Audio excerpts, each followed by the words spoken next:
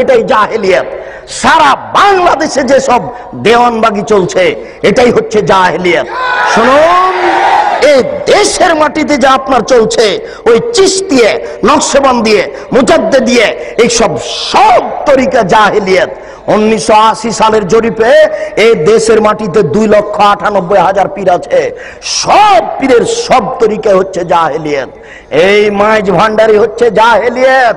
আশ্চর্য, নারী পুরুষ একাকার হয়ে জিকির করছে। সেই দিন আমরা গেছিলাম নরসিংদী, নজরপুরা, নরসিংদী নাকি, নজরপুরা একটা গ্রামে গেছিলাম, নরসিংদী। তো আমরা নজরপুরা থেকে বক্তব্য দিয়ে আসলাম, পাশে গান বাজনা দিয়ে বাদ্যযন্ত্র দিয়ে নারীর বক্তব্য চলছে। নারীর বক্তব্য, নারী গাজাল করছে, বক্তব্য দিচ্ছে, বাদ্যযন্ত্র চলছে। আরে সংসদ ভবনের মমতাজ বেগম ডুবি তবলা দিয়ে জিকির করে। আশ্চর্য। আর কোরআন নাকি 30 পারা নয়, 90 পারা। 30 পারা হচ্ছে জাহেরি আর 60 পারা হচ্ছে বাতিনি। এরই নাম হচ্ছে ধর্মীয় জাহেলিয়াত। একে ঠেকাবে কে? এই জন্য আপনাকে বলি, এই হিফজখানা বন্ধ করতে হবে। যেখানে কোরআন হাদিস শিক্ষার ব্যবস্থা আছে সেখানে হিফজখানা খুলতে হবে। এই ছেলেটাকে আপনি কেন হাফেজ করলেন? এর বয়স হচ্ছে 16 বছর।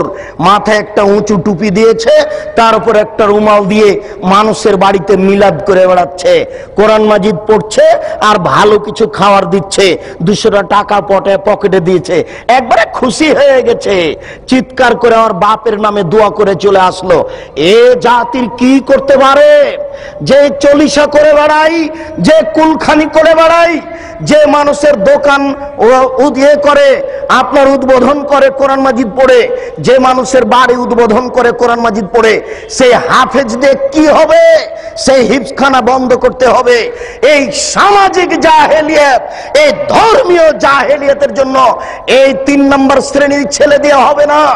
একেবারে বলিষ্ঠ কণ্ঠের, একেবারে নির্ভীক সেনা, যার অন্তরে কোনো ভয় ভীতি থাকবে না, যার বিদ্যের সামনে পৃথিবীর কোনো বিদ্যা টিকবে না। জাকির নায়কের মতো পৃথিবীর কোনো বিদ্যা তার সামনে টিকবে না, এবং নির্ভীক সেনা হবে। আমি মুসলিম চির রণবীর, মরণকে করি না ভয়, মরলে শহীদ বাঁচলে গাজী।